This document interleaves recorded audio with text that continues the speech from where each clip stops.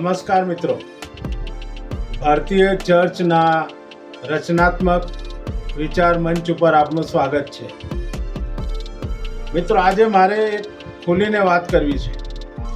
આ જૂન મહિનો પૂરો થયો છે. 1 જૂને મારી બર્થડે હતી. 1 જૂન એ મારા માટે બહુ ક્રાંતિકારી વાત લઈને આવી અને મને એક સુંદર આધ્યાત્મિક સંદેશો મળ્યો. એણે મારા જીવનમાં ક્રાંતિ લાવી દીધી. મેં જોયું કે મારા સમાજમાં લોકો જે રીતે બૌદ્ધિક રીતે પીડાય છે એ બધા નાહિંમત થઈ ગયા છે. એમને કંઈ સૂઝતો નથી. બધા લોકો એકબીજાને બીવડાવવામાં તલ્લીન થઈ ગયા છે, જાણે કે એ એમનું મુખ્ય કામ હોય. આની અંદર ઘણા બધા લોકો પોતપોતાનું એક નેટવર્ક ગોઠવી રહ્યા છે કે જેના કારણે બીજા લોકો ગૂંચવાયા કરે છે.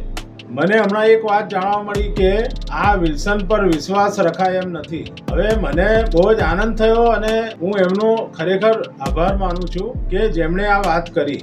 પણ એ વાત મારા સુધી પહોંચતા ઘણો લાંબો સમય લાગ્યો. ઈસુ ખ્રિસ્તની વાત કરું તો એમનો જે મિત્ર હતો યહૂદા, જેને આપણે બહુ સારી રીતે જાણીએ છીએ, અને આપણે ઘણીવાર યહૂદાને શૈતાનનો હથિયાર બન્યો, સાધન બન્યો અને ઈસુ ખ્રિસ્તને શૂળીએ ચડાવી દીધા, વધસ્તંભે જડી દીધા. પણ તમે વિચાર કરો કે યહૂદા એ તો ઈસુનો ખૂબ જ નજીકનો મિત્ર હતો. એણે આ કામ કર્યું.